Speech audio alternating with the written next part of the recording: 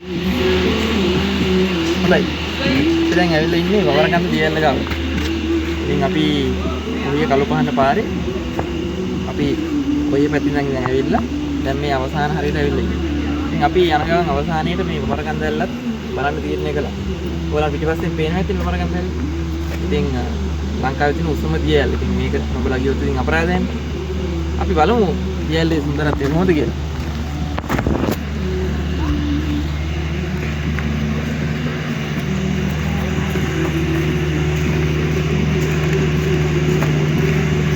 මේ දියැල්ල මෙහෙම පොඩ්ඩක් බලාගත්තොත් හොඳයි. මොකද ඇත්තට මේ දියැල්ල ඉතාම උස දියැල්ලක් නිසා මේ ළඟට ගිහිල්ලා මෙහෙම සම්පූර්ණ view එකක් ගන්න අමාරුයි.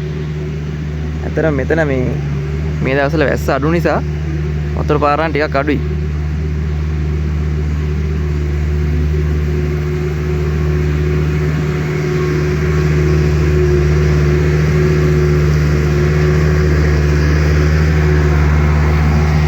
මේ දිනවල ඇත්තට මේ මාර්ගය සංවර්ධනය කරනවා. මම හිතන්නේ කළු පානේ ඉඳන් මේ ටික කාපට් කරන්න තමයි සූදානම.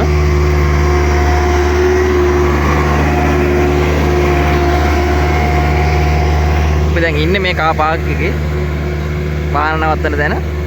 ඉතින් මෙතන ඉඳන් ටික දුරක් යන්න ඕනේ දියැල්ල බලන්න. අපි යමු ඉස්සරහට. අපි දැන් ඉන්නේ වමරකන්ද දියැල්ලේ පාමුල. ඉතින් මේ දවස්වල නම් වතුර ටිකක් අඩු නිසා පහසුවෙන්ම පාල්ලේ ඉඳලා මේ දියැල්ල බලා ගන්න පුළුවන්.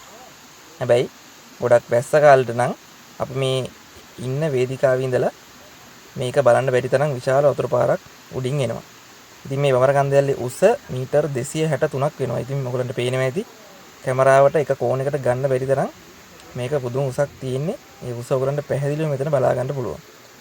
ඉතින් මේ වමරකන්ද දියැල්ල විදිහට මෙතන කඩාගෙන වැටෙන්නේ කුඩා ඔය මේ වමරකන්ද ඇල්ලට ඉහළින් තියෙන ඉදල්ගස් සින්න ඔහිය පැත්තේ තියෙන කඳු වලින් එන වතුර එකතු වෙලා හැදෙන කුඩා ඔය තමයි මෙතනින් මේ පහළට කඩා වැටිලා මේ දියැල නිර්මාණය කරන්නේ. කුඩා ඔය තව ටිකක් දුර ඔහම ගලාගෙන ගිහිල්ලා වේලි ඔයට එකතු වෙනවා. ඉතින් වේලි ඔය පස්සේ වලවේ ගඟට එකතු වෙනවා. තව ලස්සන තැනක් තියෙනවා මේ දියැලට ඉහළ. මම ඒ තැනත් ඕගලන්ට පෙන්නන්නම්. මේ තැන ගැන නම් ඕගලන්ට විශේෂයෙන් කියන්න ඕනේ. ගොඩක් අය දන්නේ නැති තැනක්. ඉතින් ඔයගොල්ලෝ කවුරුත් දන්නවා ඔය වමරකන්ද ඇල්ල ගාවින් තමයි ඔය යකාගේ පඩිවල එහෙම නැත්නම් ඩෙවිල් ස්ටෙයාකේස් පාර පටන් ගන්න. ඉතින් අපි එතන ඉඳන් ඔය ඔහිය පැත්තට ඔය යකාගේ පඩිවල පාරේ තව කිලෝමීටරයක් එකමාරක් විතර උඩට එනකොට තමයි මෙතන හම්බ වෙන්නේ. ඉතින් මේ ඔය වමරකන්ද ඇල්ල විදිහට කඩා වැටෙන කුඩා ඔයම තමයි මේ ගලාගෙන ඉන්නේ. මේ අපි ඉන්නේ ටිකක් උඩින් තමයි මේ ඉන්නේ. ඉතින් එතකොට මේ තැන හම්බ වෙනවා. මෙතන නාගන්න නම් ඉතාමත්ම සුදුසු තැනක්. ඉතින් වැඩි කට්ටිය එන්නෙත් නැහැ. මෙතන ඕන වාහනයකට එන්න පුළුවන්. පාර කිසි ගැටලුවක් නැහැ.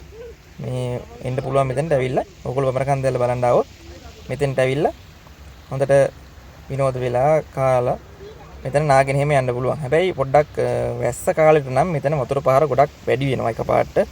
මෙතන පාර උඩින් මේ වතුර පාර යනවා. වැස්ස කාලෙට නම් පොඩ්ඩක් මෙතෙන්ට එන්න එපා පරිස්සමෙන්. අපි එහෙනම් තවත් වීඩියෝ එකකින් හම්බ වෙමු.